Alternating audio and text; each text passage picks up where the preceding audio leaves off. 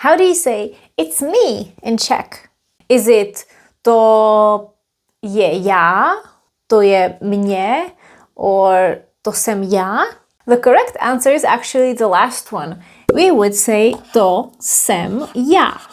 That's me or it's me. For instance, if you come into someone's house and you say, oh, it's me, to jsem já. Now, how is it that in English you would say me and in Czech we say já, and we also don't translate is as je? Of course, we cannot translate this literally. We'll take a closer look at this in a few seconds. Jdeme na to!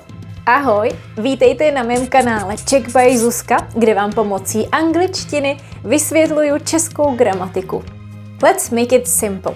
In English, you have this specific construction because if you use the pronoun after the verb to be, you would use this specific form, the object pronoun. It's me, it's him, it's them. But in Czech, if you want to say that is someone or something, whether it's a person or an object, we would say to for that or it, and then you would use the verb to be related to the subject, that is the nominative, the base form.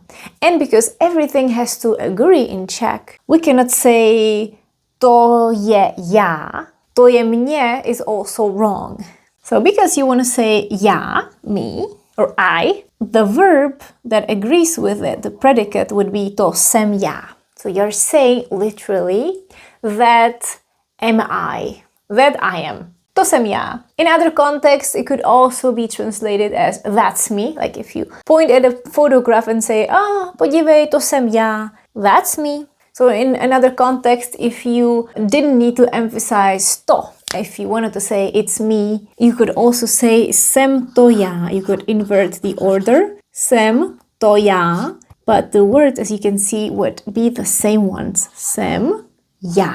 The predicate and the subject. There has to be a grammatical agreement. So if you want to say, oh, that's you, to si ty, we have the predicate, the verb, and then ty, because ty goes with si. To si ty, oh, that's you. If you want to say, that's him, that's her, it would be to je on.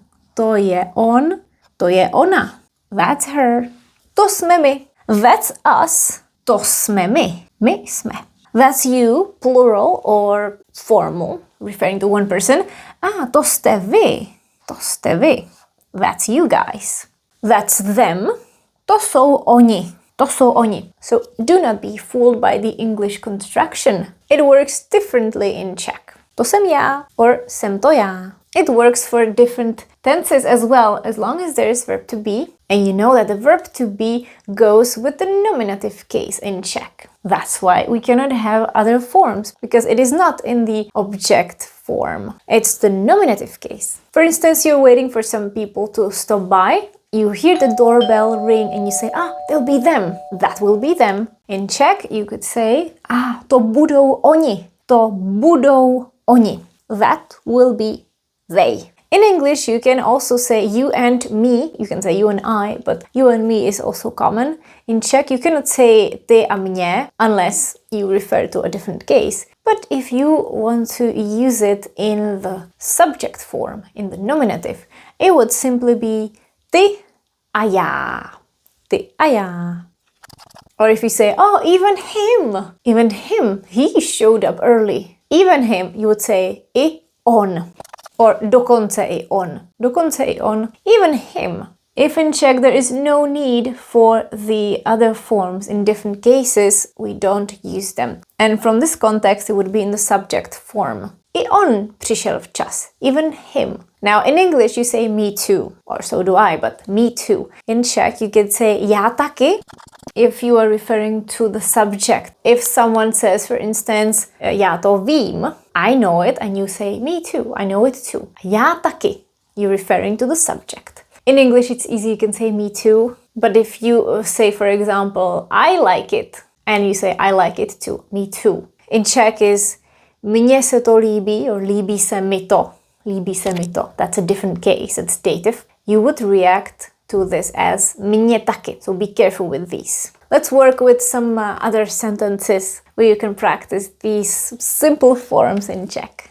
In this part, we are going to translate together a few sentences. I'll display the English version here, and then we will translate it together here on the board in Czech. How do you say, it wasn't me? Remember what I told you, do not be fooled by the English construction. You simply say, it was not I. To jsem nebyl or nebyla já.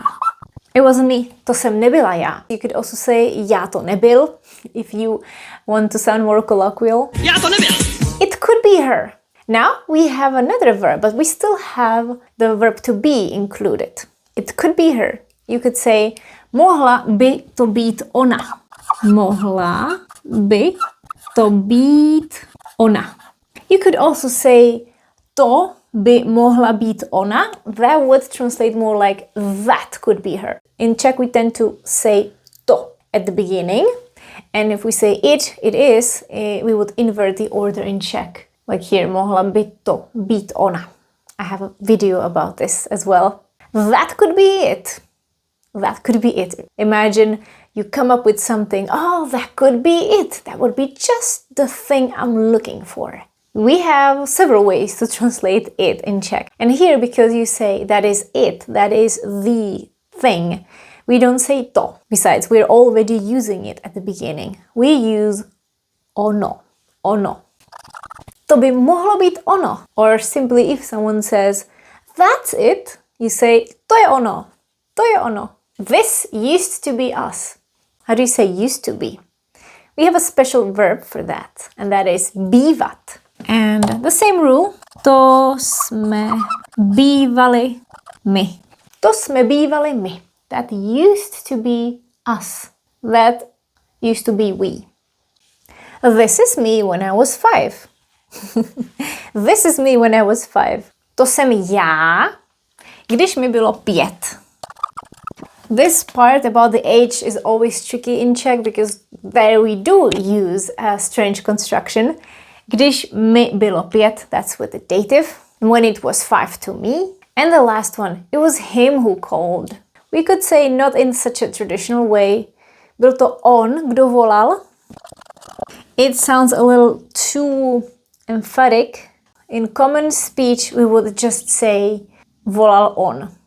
Remember that we can also emphasize certain words in Czech by putting them at the end. Volal on. Here is where you emphasize it. It was him who called. He called. Or you could say byl to on, kdo volal, but this one is not used that much. So is this clear? You see? Já jsem. Ona mohla by být. Ono mohlo by být. My jsme bývali. Já jsem. On byl. No trick here.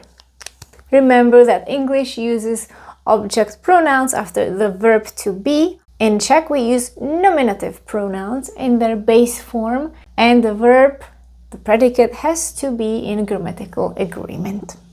And now there is an exercise, another exercise waiting for you. Here are the sentences for you to translate. Pause the video so you can have enough time to think about this. And now it's time to check it. Číslo 1. Just me and you. Jen já a ty. Jen já a ty. Jen já a ty. Also jenom já a ty. Číslo 2. It's not them. Nejsou to oni. Nejsou to oni. You could also say to nejsou oni. Again, it depends on the context. To nejsou oni would translate more to that's not them. Číslo 3. It's just me today. For example, you come into a restaurant and you say in Czech, dneska to jsem jenom já, or jen já. What is the difference between jen and jenom?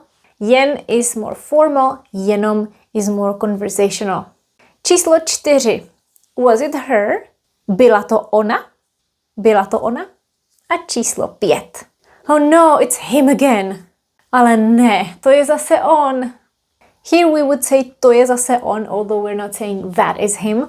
But when someone shows up, like what I showed you at the beginning, to jsem já, it's me. And instead of zase, you can say zas. What is the difference between zase and zas? Zas, in this case, it's more colloquial, more informal. I have a video about that as well. You can find the related videos in the description. And that's it from me. To je ode mě všechno. Děkuju, že jste se dívali a uvidíme se příští týden. Thanks for watching and I'll see you next week. Ahoj!